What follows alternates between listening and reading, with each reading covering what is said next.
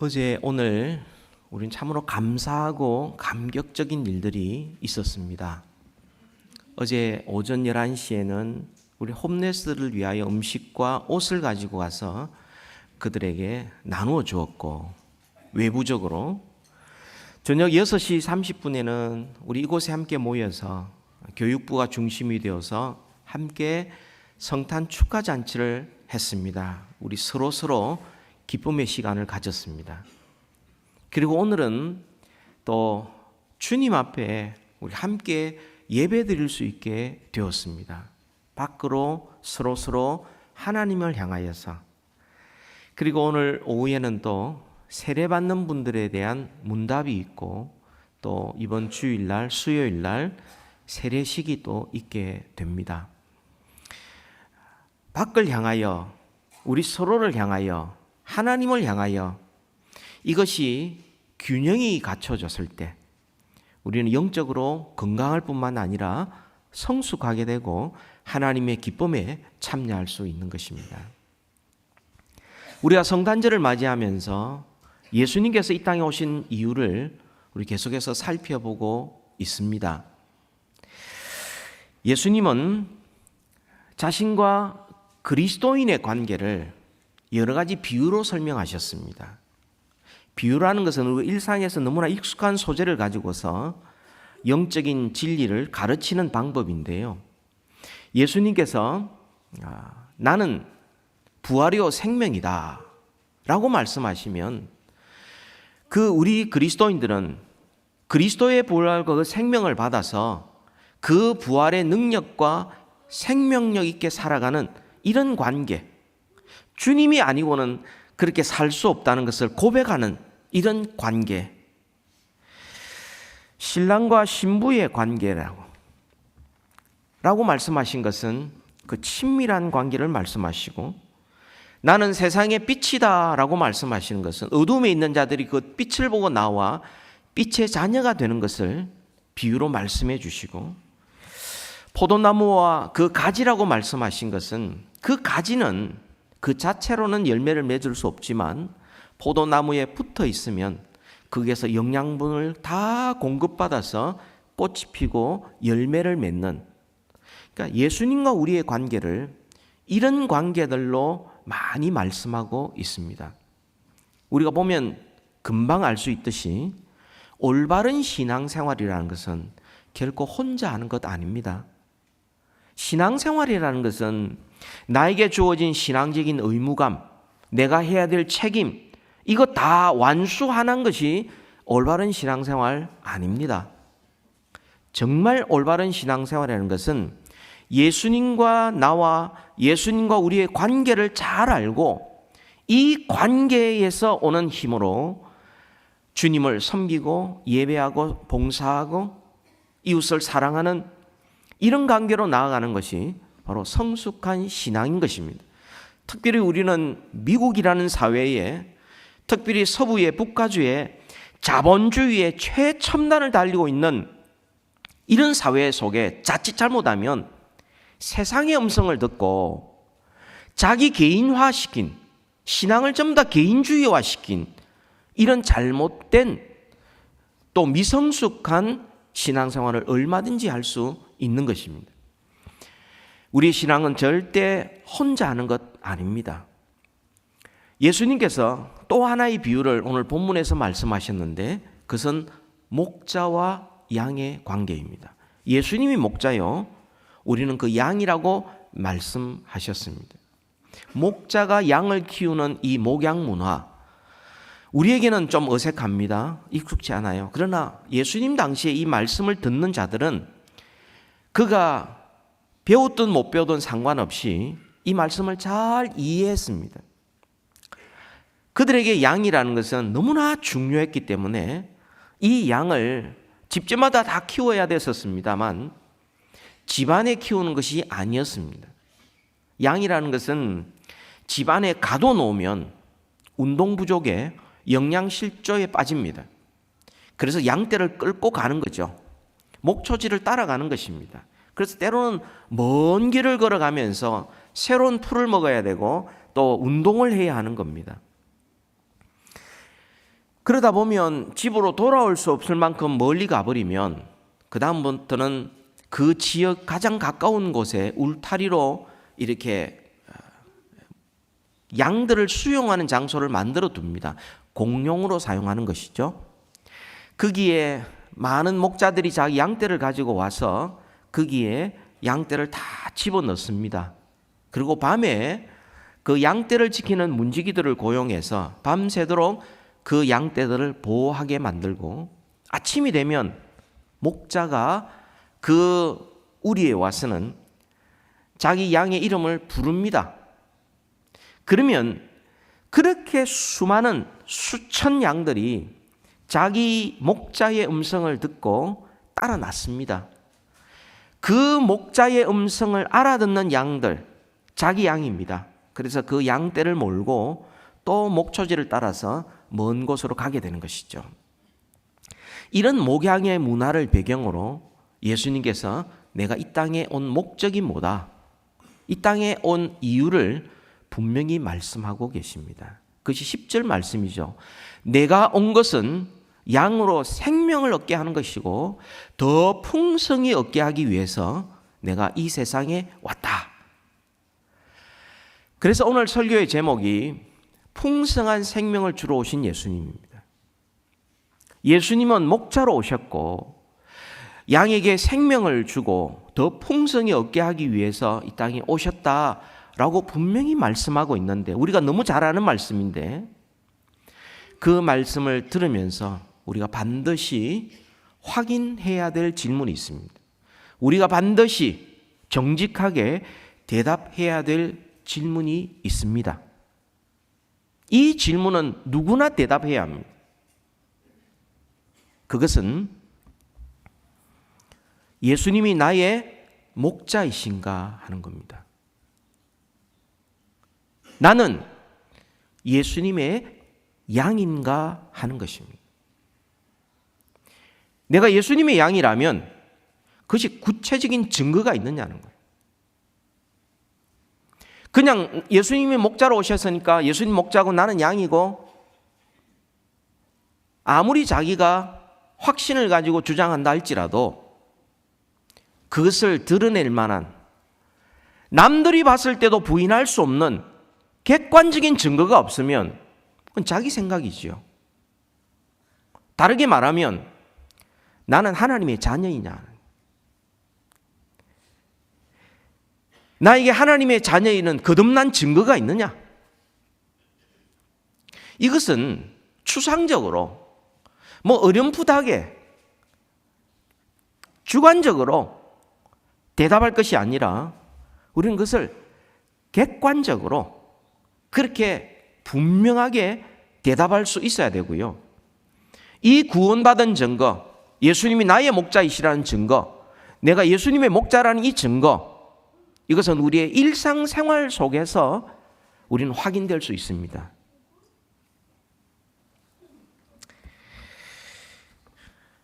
그래서 오늘은 이 두 가지 질문을 가지고서 우리가 말씀을 같이 살펴보려고 하는데요. 첫 번째 질문은 예수님은 우리의 목자이신가? 두 번째, 나는 예수님의 양인가?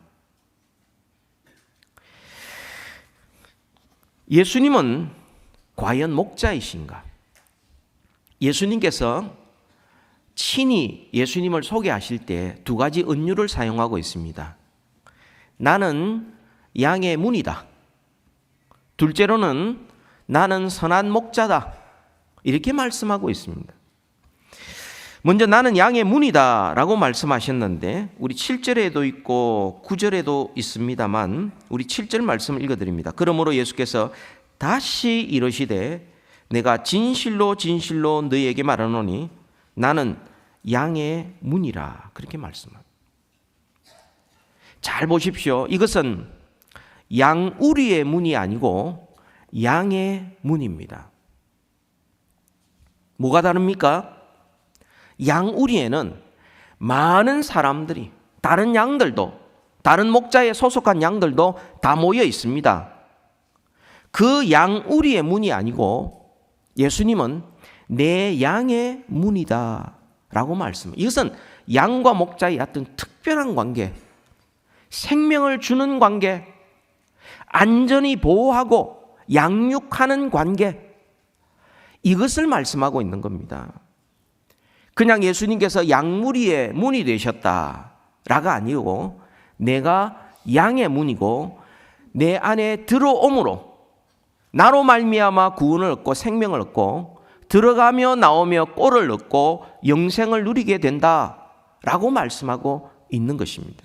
그런 점에서 양의 문이 되신 예수님, 우리에게 생명을 주시고 우리에게 안전히 우리를 보호하시고 우리를 양육하고 인도하시는 예수님을 소개하시면서 양의 문이라고 말씀합니다. 두 번째로는 예수님이 친히 말씀하신 건데 나는 선한 목자다 이렇게 말씀합니다. 11절, 12절, 14절, 15절에 말씀하고 있는데요. 나는 선한 목자다 라는 말씀은 나쁜 목자들도 많이 있다는 것이죠. 그래서 참 목자와 거짓 목자를 대조하고 있습니다. 삭군이라고 이야기하고 절도요, 강도요, 이리떼라고 이야기를 합니다. 그 거짓 목자, 다른 목자, 삭군의 특징이 뭡니까? 양을 돌보지 않습니다.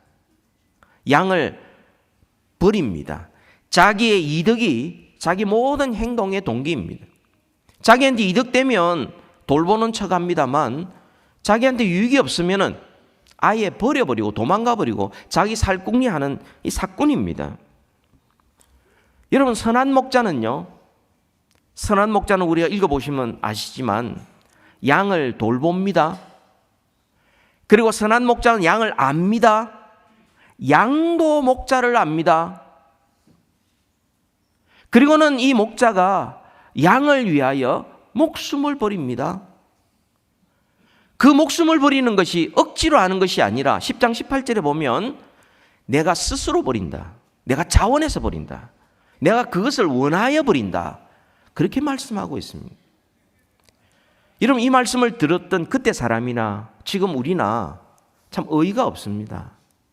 아니, 양을 키우는 이유는 잡아먹으려고 나한테 이득이 되니까 키우는 건 아닙니까? 근데 예수님이 말씀하시는 것은 내가 양을 위하여 목숨을 버린다고 말씀합니다. 어처구니 없는 일이에요. 이런 일이 과연 가능할까? 그 일이 예수 그리스도의 십자가를 통하여 우리에게 보여주셨어요. 예수님께서 각기제길로 갔던 저와 여러분 양을 위하여 목자가 되셔서 오셨을 뿐만 아니라 우리를 위하여 주님께서 고난당하시고 십자가에서 살찢고 피 흘려 죽으셨습니다. 죄를 용서받기 위해서는 죄 지은 사람이 죄값에 해당하는 재물을 가지고 제사장을 찾아갑니다. 그럼 제사장이 그 사람의 죄를 이 짐승에게 옮기고 짐승에 죽여서 피를 흘림으로 죄의 값은 사망이라는 것, 오직 피로서만 죄 용서함을 받을 수 있다는 것을 밝히 보여주고 난 다음, 그리고는 그 죄를, 그 피값을 하나님께 드림으로 비로소 죄 용서함을 선포하는 것이 제사장의 역할이에요. 그런데 예수님께서는 우리가 아무것도 없을 때 우리에게 찾아오셔서 친히 제사장이 다른 짐승의 죄물이 아닌 친히 자기가 제물이 되셔서 자기 피로 우리의 죄를 용서해 주신 겁니다. 그래서 우리가 구원을 받은 겁니다.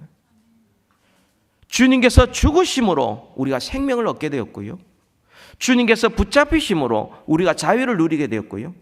그가 채찍에 맞음으로 우리가 나음을 입게 된 겁니다. 그래서 우리가 지금 살아있는 겁니다. 이 선한 목자 되신 예수님께서 우리를 위하여 살찢고 피 흘려 죽으시면서 우리에게 성찬 예식을 행하라고 하셨습니다. 오늘 우리가 성찬 예식을 행하는 것은 예수님께서 날 위하여 죽으신 것을 기억하고 감사하고 또한 주님의 피와 살이 나에게 들어와서 주님과 내가 연합하고 하나가 된 것이고 이제는 내가 산 것이 아니요 내 안에 그리스도께서 사신 것을 내가 고백하고 결단하는 시간이요.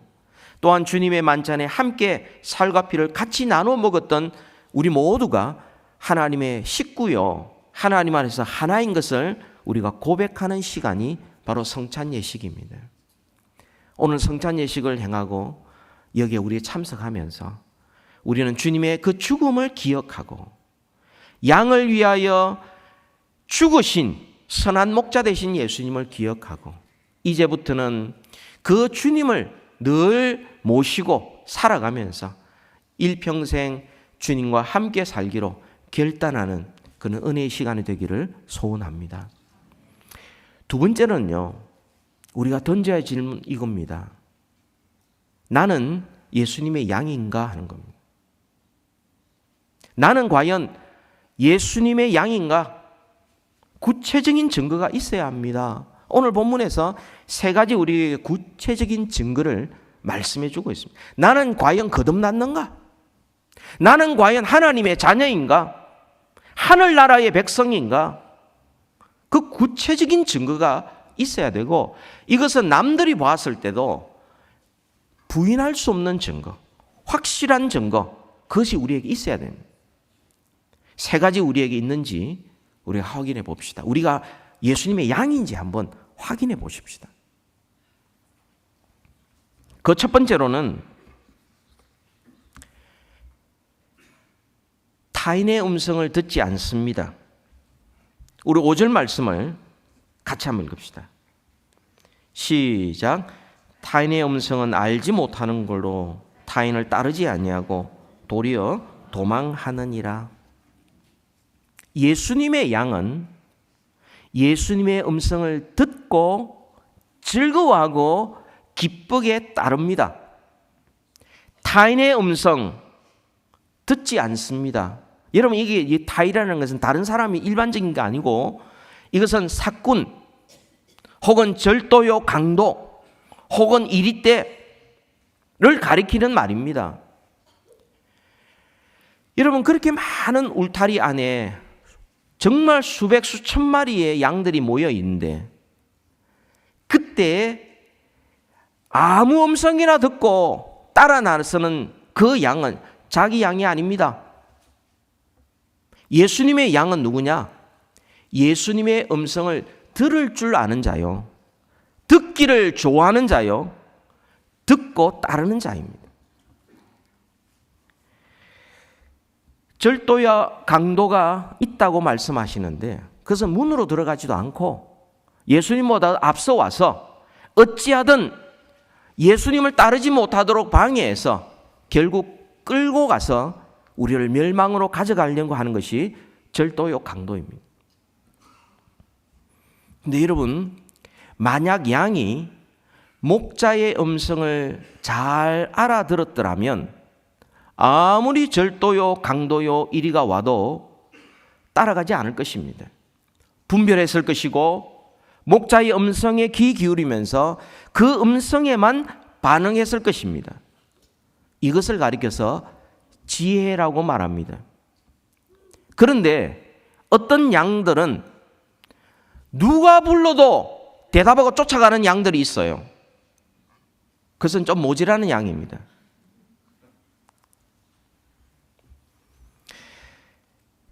하나님께서 아담과 하와를 창조하시고 그리고는 모든 만물을 다 다스리라. 그렇지만 동산 중앙에 있는 이 나무의 실과 선악을 알게 하는 나무의 실과는 먹지 말라. 주님 그렇게 말씀하셨어요.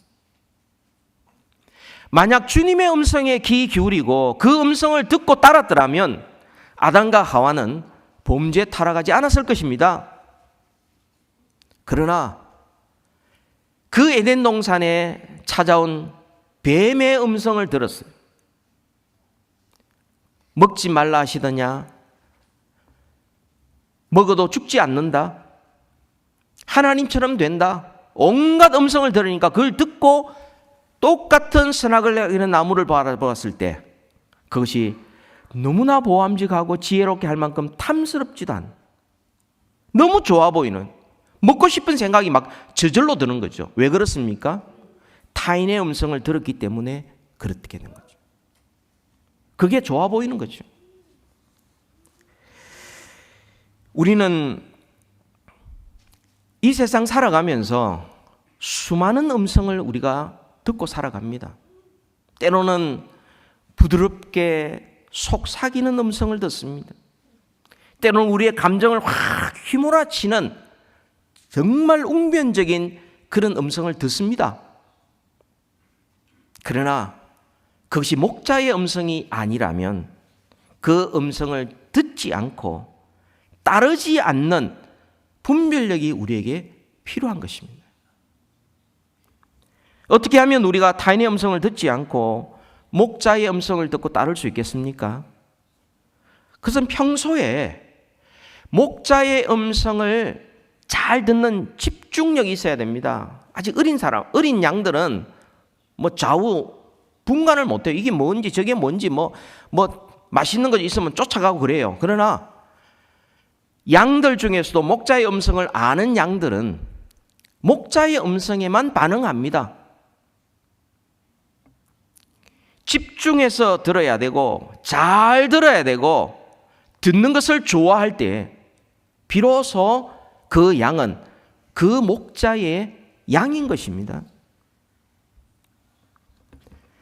오늘 영화나 책이나 인터넷이나 얼마나 많은 음성들이 들립니까? 물론 그 가운데 목자의 음성도 있을 수 있습니다만 상당 부분은 우리로 하여금 목자의 음성을 분간하지 못하도록 회방하는 음성들이 우리 주위에 너무 많이 있습니다.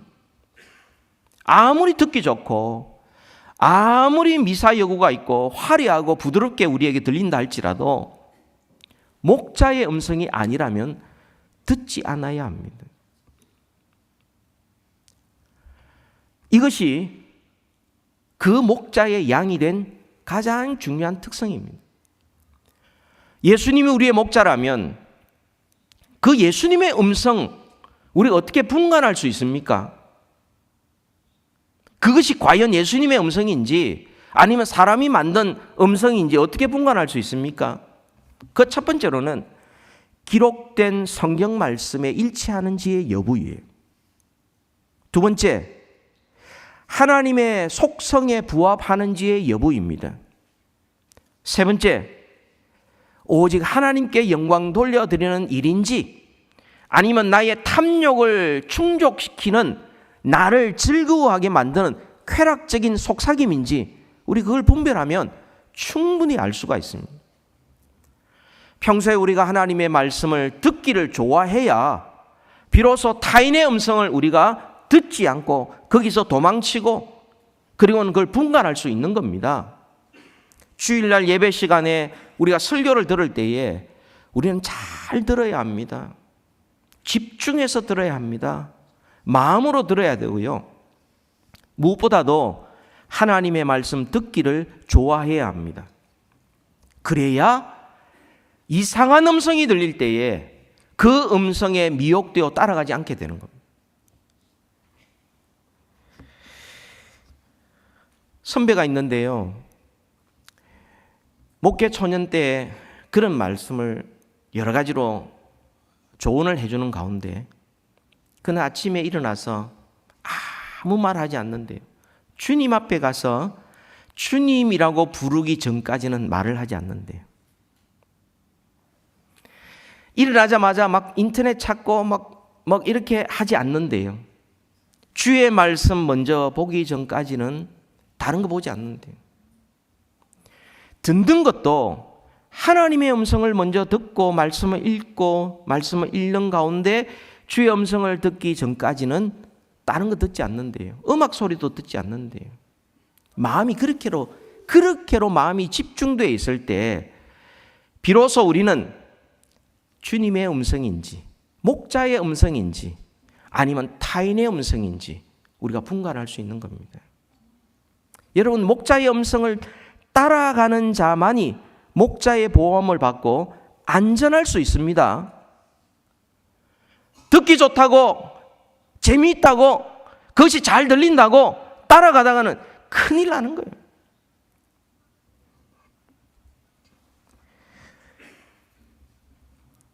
두 번째로는 우리가 목자의 양인지 아닌지, 예수님의 양인지 아닌지를 분간할 수 있는 두 번째 표시는 일상에서 예수님과 함께 생활하는 것입니다. 일상에서.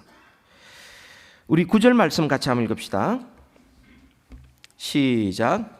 내가 문이니 누구든지 나로 말미암아 들어가면 구원을 받고 또는 들어가며 나오며 꼴을 얻으리라. 들어가며 구원을 얻고 들어가며 나오며 꼴을 얻어 양육받아 건강하고 영적인 양식을 충분히 섭취한다. 아까 양의 문이라고 말씀하신 것은 이 문을 통과해야, 예수님을 통하여서 우리는 구원을 받고 예수님과 함께 우리는 성장할 수 있다. 예수님과 더 가까이 나아감으로 우리는 영혼의 양식을 충분히 먹을 수 있다, 이 말이죠. 목자의 허락 없이 마음대로 받고 나오면 일이나 야생 짐승에게 노출되어서 아주 위험합니다. 목자가 나오라고 그러는데 나가기 싫다고 안 나가고 있으면 영양 부족, 근력 부족, 그래서 제대로 성장할 수가 없습니다. 정말 영적인 양식을 제대로 먹고 싶으면 내가 하기 싫어도 목자가 나가자 그러면 나가야 돼요. 내가 나가고 싶어도 목자는 지금은 아니야, 기다려 그러면 기다릴 수 있어야 합니다. 그것이 목자와 양의 관계예요. 선한 목자가 우리를 위하여 목숨까지 버리셨는데 우리에게 가장 좋은 것을 주지 않겠습니까? 예수님께서 우리에게 가라고 그러면 우리가 내가 좀 싫어도 일어나서 가야 돼요. 예수님께서 잠잠히 머물러 있으라. 그러면 내가 아무리 하고 싶어도 잠잠히 하나님 앞에 머물러 있는 것이 가장 좋은 길입니다. 우리의 일상에서, 가정에서, 직장에서, 나 혼자 있을 때, 친구들 만났을 때, 휴가를 갈 때, 그 모든 일상 가운데 예수님을 목자로 모시고 예수님과 함께 생활하는 것, 늘 예수님의 말씀을 기억하고 그 말씀을 따르는 것, 이게 바로 우리가 예수님의 양인 증거인 겁니다. 마지막 세 번째는 이겁니다. 16절에 보면 예수님께서 이런 말씀을 하세요. 같이 한번 읽읍시다. 시작. 또 이 우리에 들지 아니한 다른 양들이 내게 있어 내가 인도하여야 할 터이니 그들도 내 음성을 듣고 한 무리가 되어 한 목자에게 있으리라. 아멘. 예수님은 목자가 되셔서 양에 대한 모든 것들을 알고 계시고 양을 긍휼히 여기고 양을 구원하기를 원하고 양이 힘들 때 슬퍼하고 양을 찾았을 때 기뻐하는 것이 목자 되신 예수님의 마음입니다. 그러면 그 예수님을 따라가는 자는 어떤 자냐? 예수님의 눈길이 머무는 곳에 함께 머무는 거죠. 예수님의 기쁨에 같이 기뻐하는 겁니다. 예수님의 관심이 가는 곳에 같이 관심이 가는 겁니다. 예수님이 있는 그곳에 같이 있는 겁니다. 예수님이 즐거워할 때 같이 즐거워하는 거죠. 예수님이 아파하고 눈물 흘릴 때 같이 눈물 흘릴 수 있는 게, 이게 우리가 예수님을 따르는 자의 증거인 것입니다. 오늘날 성령운동한다, 믿음 좋다는 사람들이요,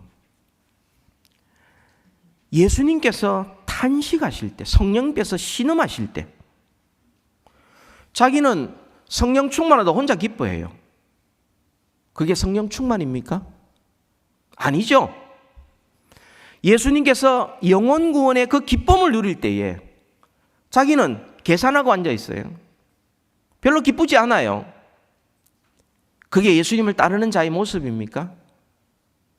예수님을 목자로 모시고 우리가 예수님의 양이라면 예수님께서 생명을 구원하기 위하여 다른 양에게 관심을 쏟을 때 우리도 같이 관심을 쏟고, 다른 양을 찾으러 나갈 때 우리는 주님의 손가발이 되어서 같이 찾으러 나서고, 찾지 못할 때의 안타까움과 찾았을 때 그 기쁨을 함께 누리는 자가 예수님의 양인 것입니다.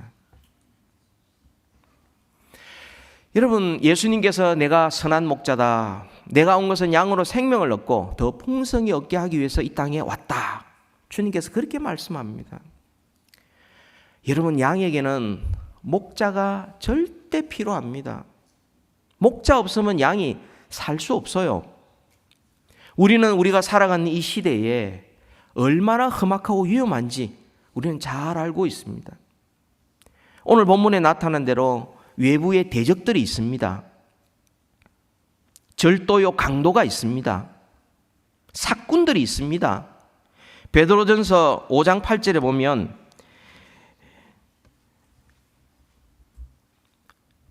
대적 마귀가 우는 사자와 같이 삼킬 자를 찾는다고 그랬어요. 우리 바깥에는 그렇게 위험합니다. 동시에 우리가 예수님을 따라가는 것이 그렇게 쉽지만은 않습니다. 예수님께서 말씀하신 마태복음 7장 14절에 생명으로 인도하는 문은 좁고 길이 협착하여 찾는 이가 적음이라. 좁고 협착하고 우리가 정말 주님을 따라가는 이 길을, 생명으로 가는 이 길이 뭐 아무 노력하지도 않고 결단하지도 않고 그냥 있는 그대로 살아도 저절로 천국 가는 거 아니죠. 우리에게 생명이 있다면 그 생명이 몸부림치는 겁니다. 죄악의 세상의 모든 유혹 앞에서 그것을 뿌리치고 주를 향하여 달려가는 이 생명이 약동할 때 쉽지 않다는 거죠. 디모데후서 3장 12절에 무릇이란 말은 누구든지라는 말입니다. 그리스도 예수 안에서 경건하게 살고자 하는 자는 박해를 받으리라. 외부에서 오는 어려움들 쉽지 않습니다. 주님을 따라가는 이 길 그렇게 만만하지 않습니다. 그러나 목자 대신 주님을 따라가는 이 길만이 가장 안전한 것입니다. 주님을 따라가야 길을 잃지 않습니다. 목자 대신 주님 앞에 바짝 붙어 따라가야 우리는 외부의 모든 적으로부터 보호를 받을 수가 있습니다. 그렇지 않으면 그건 완전히 그냥 타겟이 되는 것이죠. 그것도 모르고 내가 원하는 대로, 내가 기뻐하는 대로, 내가 좋아하는 대로 인생을 살아가는 것은 주님의 양이 아닌 것입니다. 양이 목자를 따를 때에 내가 이 목자를 따라가면 내가 과연 안전할 수 있을까? 손해가 아닐까? 힘들지 않을까? 고생이지 않을까? 온갖 염려, 이런 건 필요 없습니다. 왜냐하면 우리의 목자는 선한 목자요. 우리의 목자는 우리를 이 땅에 구원하시기 위하여 하늘 보좌 버리시고 우리와 같이 되신 분이요. 우리의 모든 죄짐을 다 지시고 죄값을 친히 살찌고 피 흘려 갚아주신 선한 목자이기 때문에 그렇습니다.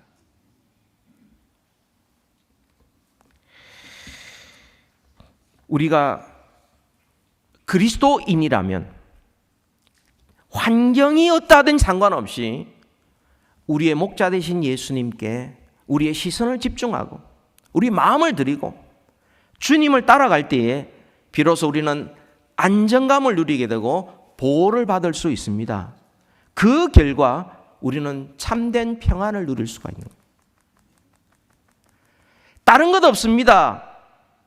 목자가 우리에게 있기에 우리는 평안을 누리는 것, 이게 생명을 얻고 더 풍성히 얻는 삶인 것입니다. 예수님께서 이 땅에 목자로 오셨고 각기 제기로 왔던 우리를 부르셔서 우리에게 생명을 주시고 더 풍성히 얻게 하기 위해서 이 땅에 오셨다고 말씀을 합니다. 이 목자와 양의 관계에서 반드시 필요한 것 두 가지는 것은 목자 편에서는 양을 위한 끊임없는 희생과 수고입니다. 동시에 양 편에서는 목자를 향한 변함없는 신뢰와 충성입니다. 이것이 신앙생활이에요.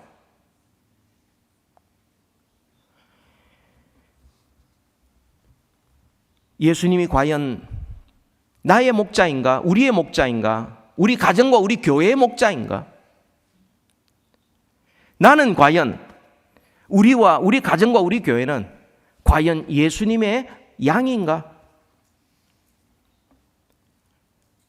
여러분, 다른 거 필요 없습니다. 누가 봐도 인정할 만한 확실한 증거가 있어야 합니다.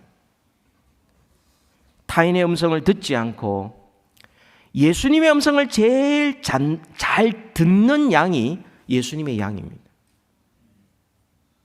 예수님의 음성 듣기를 좋아합니다. 하나님의 말씀 읽기를 좋아합니다.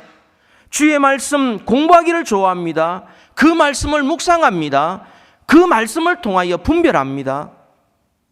예수님의 양입니다. 일상생활 속에서, 여러분, 교회에서만이 아니고 주일만이 아니고 일상에서 예수님과 함께 더불어 살아가는 이것이 바로 우리가 예수님의 양인 증거인 것입니다. 예수님께서 일어나라 그러면 일어나고 가라 그러면 가는 거예요.